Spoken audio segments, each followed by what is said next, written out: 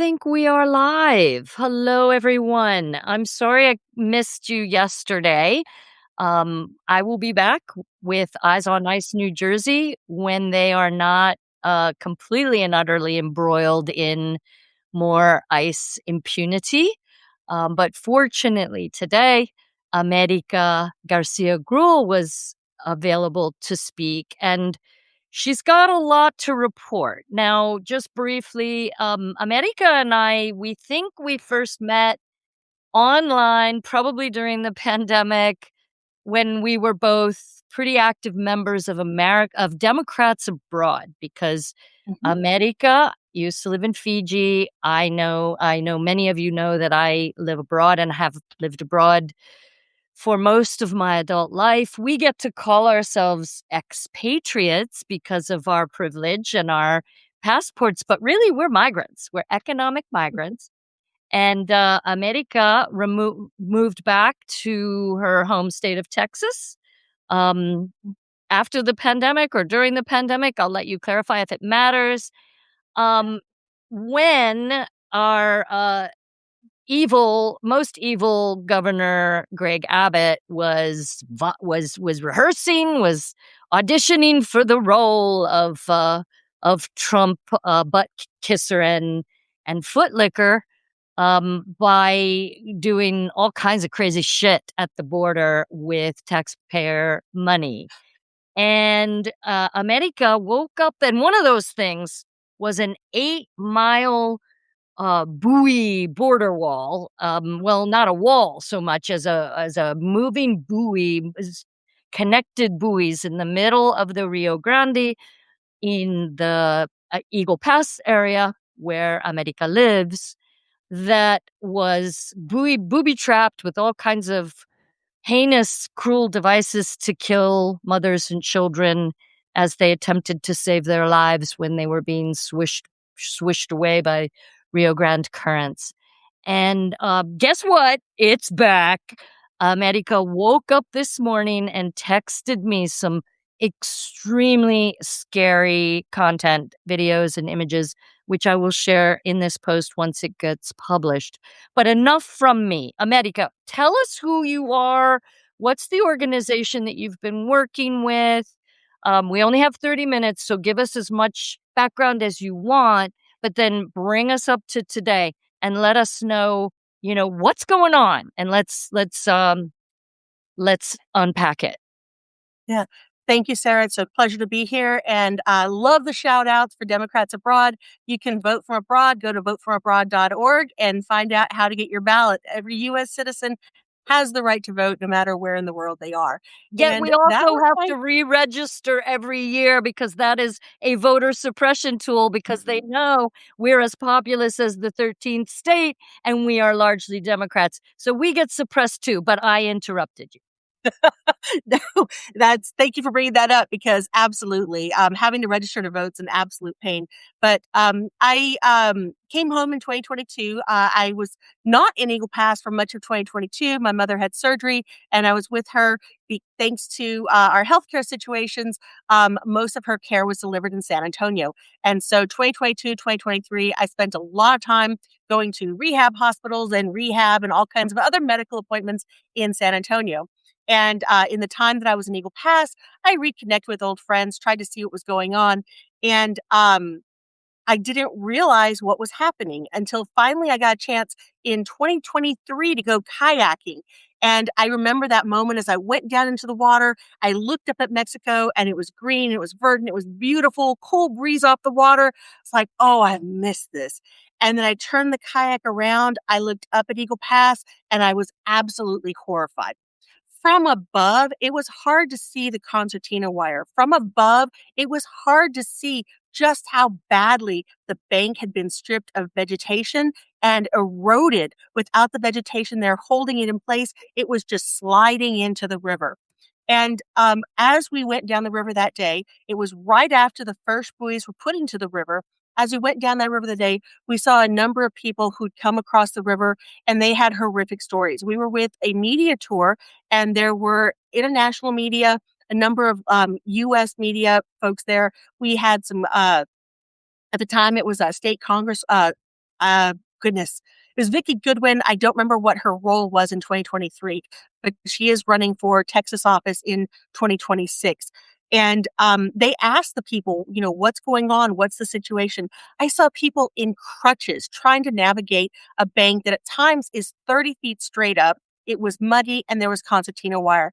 I saw bloody rags on the concertina wire from where people they were slipping into the river. They had tried to wrap something around the concertina wire to steady themselves, and you could see where it had cut their hands. It was horrific. It was absolutely horrific. And I was like, no, no, not in my town. We don't do this. We don't treat people like this. That was 2023. The day after I went on the river, we found that a body had been found in the buoys. And 6 days later, we held the border vigil. And the border vigil was the first of what would become a years long remembrance of the harm that is being done to the river, to the Rio Grande, Rio Bravo, if you're in Mexico, if you speak Spanish. I thought that something that acknowledged that people were dying when they were young and full of life was something that would be completely non-political, and that with our constitutional right to worship freely, we would have no trouble.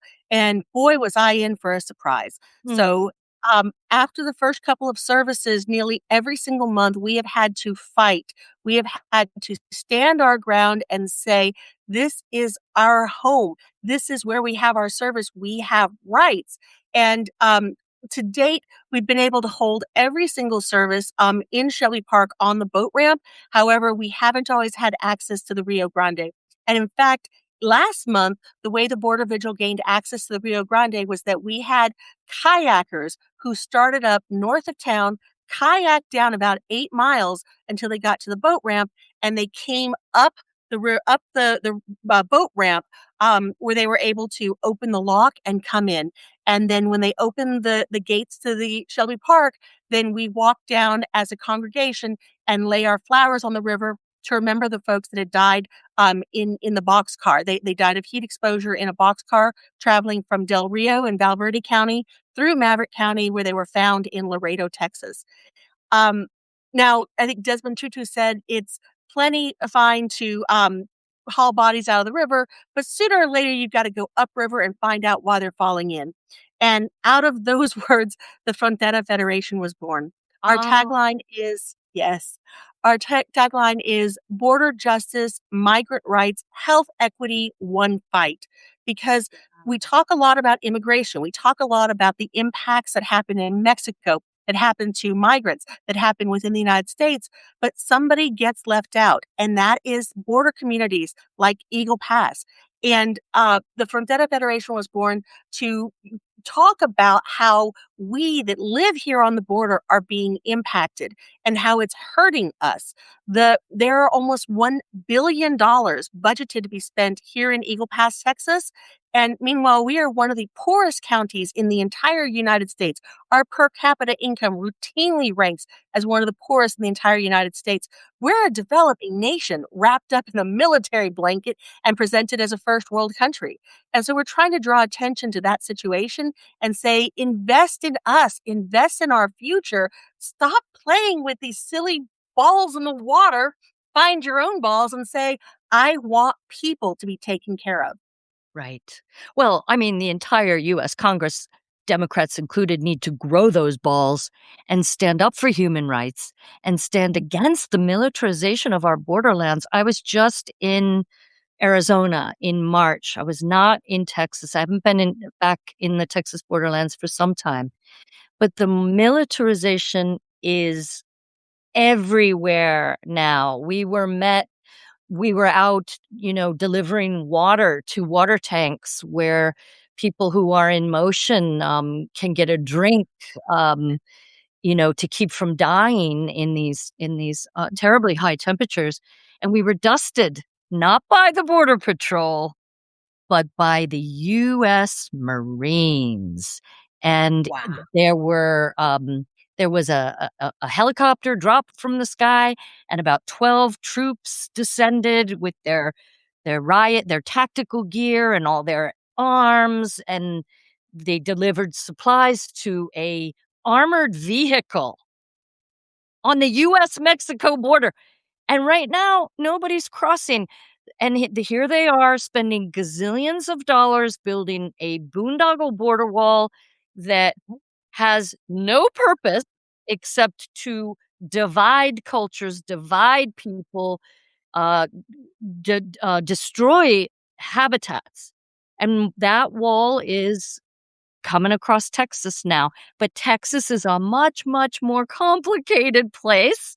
So tell us about the complications in Texas. We know that, what is it, just last week that that bulldozers were seen on private lands, including at the butterfly sanctuary uh, in Yes. um, in Zapata County, if I'm pronouncing that Yes. correctly.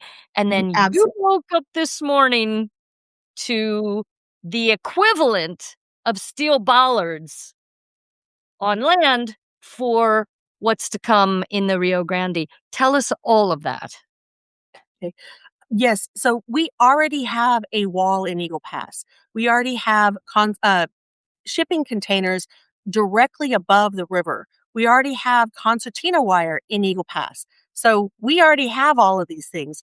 We even have buoys. They're downriver from the location where they're staging them, but we have all of this happening right here, right now. They will never be satisfied. They will never have enough. And we believe this is happening so fast because they're coming with that tech bro mentality of move fast and break things. The thing is, what they are breaking is national parks. What they are breaking are animal sanctuaries. What they are breaking are things that took hundreds, if not thousands of years to create, Yeah. and it doesn't just grow back. It is easier to be quiet right now, but it's gonna be harder for our children. It's gonna be harder for the rest of our lives if we don't speak up and do something. This morning, I got a message. I had a call from a friend last night saying they're gonna kill me. They had tasers out there. They took their hands off the tasers, and they're going. The sheriff's department of Zapata County is gonna kill me. This morning, she says, my friend Elsa Hull in Zapata County, who is currently stationed at the Bird and Butterfly Sanctuary in San Ignacio in Zapata County. This Mm, morning, she said that she's going to be there anyway, even if she can only bear witness, she can't bear it. Um, mm, there are some landowners who are angry that somebody is on their land without their permission. But then there are some landowners who are furious that animals are being killed, that this natural heritage is being destroyed. And mhm, unfortunately, the state of Texas has done nothing to slow this process down. The state of Texas is actually the ones who started this. In mhm. 2023, it was the state of Texas that put buoys in Maverick County.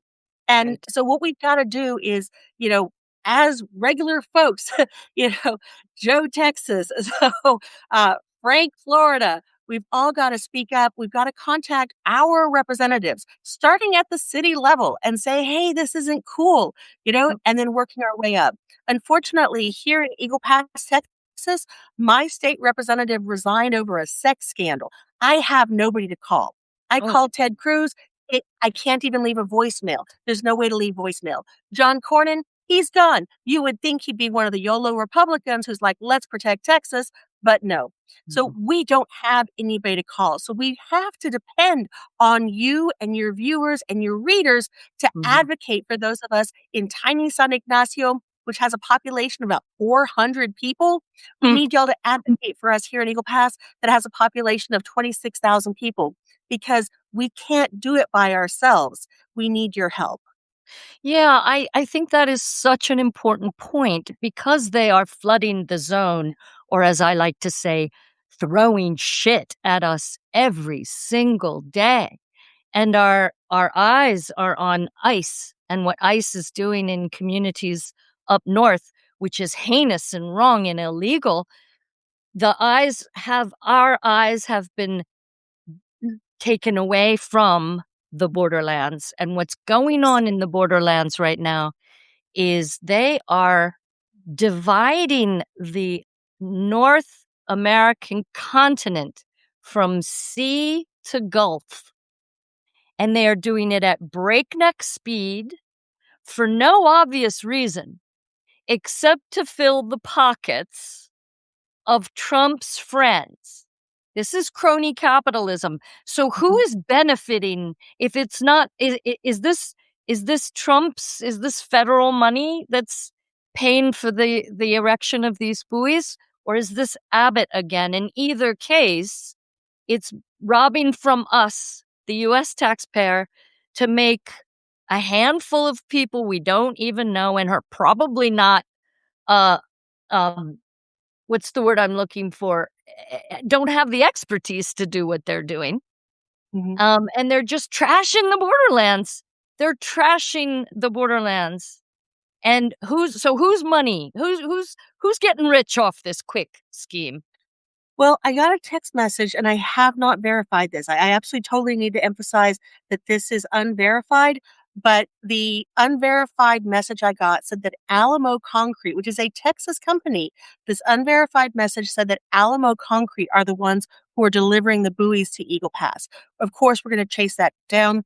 When I spoke to the mayor today, the mayor said, I don't know. I said, well, I've already spoken to the Texas Military Department. We've already spoken to Customs and Border Patrol. They both told us they don't know. So, sir, this is Shelby Park. This is City of Eagle Pass property. Please find out. I also contacted the police department. They said that I could not file a police report based on what was going on. They did say they would go down there and check it out.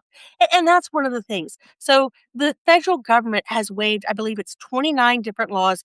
Yes. They waive different laws in different sections of the border. Sometimes it's 27, sometimes it's 29. I'd have to go and check and see what my section, the Del Rio sector, has been waived. But they've waived many, many federal laws that protect our water, that protect our air, that protect the graves of the Native Americans who lived here, and that protect all the animals that live here. And without federal protection, it's much more difficult to fight this, but we do still have state and local protections. And what I've been trying to do is find out which entity, like I said, will find the gumption to stand up and say, wait a second, I don't like what you're doing because you're not doing it correctly. And of course, the minute you start going down that path, you'll realize that the erosion, the damage to the land, taking away people's property owners, bad contracts, every single part of it is immoral and illegal. The only way Yes. they can build this is by saying, we're going to turn a blind eye. And what we're trying to do is call everybody out and say, look, you were elected by us. You have to protect us and protect the generations that come after us. Now, I've Yeah. found that these guys pay a lot more attention if you contact them directly. If it's just me, they'll say, well, this crazy lady in Eagle Pass, Texas, she keeps calling. But when you call, all of a sudden, folks spend a lot more time paying attention to what's going on. So, please call the City of Eagle Pass. It's 830. Oh boy, I better look that number up. So, um, While while you're looking that up, I'll just give a little background information that the Real ID Act of 2003, I think it was, or maybe it was 2005, effectively Congress said, we will give all of our power over to the Department of Homeland Security when it is in the interest of national security. And they did. And that is why a weaponized Department of Homeland Security can scream national security for every little right and left turn they want to take unjustifiably and waive all these protections that we and our forebears worked so hard to put into place in terms of legislation. All they have to do is scream national security threat, and they can Mhm, waive all these protections. So when such time as we get rid of this evil regime, we need to roll back that Real ID Act, right alongside of rolling back the Department of Homeland Security, as far as I'm concerned, mhm, because this cannot stand. Now, Amérika, I had you on this show, which I call Immigration Reimagined. So before I let you go, and I know there's lots more to say, but we'll make sure that the pictures of the buoys and the garbage that they represent and the mhm, destruction to um, ecosystems that they're about to create is clear in the text. But what is when such these dark days will end? We know they will because they always do. They are unsustainable. And when they do, we need to look at this exposure to what they've done to our lives and our communities and our habitats, natural habitats, as an opportunity to rebuild. So what does the world look like that you would wish to live in? How would you reimagine immigration so that it is not such a hotbed issue that is so destructive? That's a great question. My top three would be number one, money out of politics, because right now our politicians are listening to who has the most money, not to who has the most need. And one of the things that we've seen in city of New York is that Mayor Mamdani has said incredible things because he's Mhm. not paying attention to those whose voices are amplified by money. He's paying attention to need. So my number one issue is money out of politics. For example, some of the issues that we have with ICE and detention, it's because of private prisons. Core Civic and Geo prisons, they're doing this because they're making money off of heads in beds. If Yeah. there was no money in politics, all of a sudden we take a look at this and say, wow, we could send people to college for less than these rooms here. We could do so much if we were spending that money in a different way. We have a U.S. citizen who was incarcerated in Eagle Pass in a Maverick County jail for more than 1 year, a U.S. citizen, because he fell through the cracks. And Geo Mm. Prisons doesn't care. They get paid on how many nights he's there, not how well his rights are protected. And so we need money out of politics, number one. Number two, healthcare for all. People say with bad jobs, because they don't have healthcare. If folks had healthcare for all, then they would be able to choose jobs that spoke to their hearts, that they would take jobs that helped fill their souls, as opposed to the jobs that keep a roof over their head and keep healthcare for their children, for their families, and for themselves. Number Yes. three, safe and legal pathways for immigration. Most people that I've spoken to, they don't want to live in the United States for the rest of their life. They want to raise enough money to go buy a house. They want to raise enough money so that children can go to school. They want a certain amount of money for a small time. And then they want to go back to the place that they grew up. But Mhm. unfortunately, because the path is so expensive and so dangerous that for many people, it's a one-way trip. They never think about going back because it's so difficult. If we had safe and legal pathways, then people could get onto a plane, pay the same cost that everybody pays. They're not paying a coyote who looks at them and is like, you can charge more. We wouldn't have incidents of rape. We wouldn't have incidents of torture, and we Right. wouldn't be enriching cartels. People would come in, they would do the work that they were contracted to do, not a bait and switch. And then when they were done, they could go back to where their families are. We already see this happening with all kinds of global nomads, people who work from Mhm. abroad. So Like it's time us. to do that now with plumbers and electricians and all kinds of other work that has to be delivered in person. So Yeah. I find it very ironic that because of my time in Fiji working with small businesses, I can find a plumber or an electrician faster in Fiji than I can here in the United States. So, Wow. and I would give anything to be able to hire them for their job and let them go back. So we don't have those safe and legal pathways for immigration. And as a result, we're directly enriching cartels and we're causing all of this pain. And it's time for these things to stop. Yes, absolutely. I mean, I write in my book, I maintain that we have cartels because we have walls. Without walls, there would be no reason to traffic people. The cartels saw a business opportunity that was created by our walls, and now these walls, whether they are 30-foot steel bollards or uh, orange floating buoys that are interconnected that stretch for miles and miles and miles and miles and are booby trapped with concertina wire and circular saw blades as they were previously. These are walls and these create cartels. These create more trouble than we had before they were there. Yes, I've heard the number one source of income for cartels is human trafficking. Well, it probably was when more people were crossing, but now they're being our walls have pushed as far as Colombia. Mm, yeah. Because another wall, of course, is law enforcement, and we're training border patrols all around the world. Mhm. All right, so we're almost at time. Let us give us a last word. We're gonna rally behind you and call the local folks to tell them to stop with this buoy construction. What do you anticipate? And is there is I wanted to ask if you think there's a link between the latest $70 billion appropriation for ICE and CBP, if it was maybe part of that pot of money. No, with the Living River Coalition that we have from El Paso to Brownsville, we have seen that these buoys are coming in. They're being staged. Massive amounts of construction materials are being staged all along the border.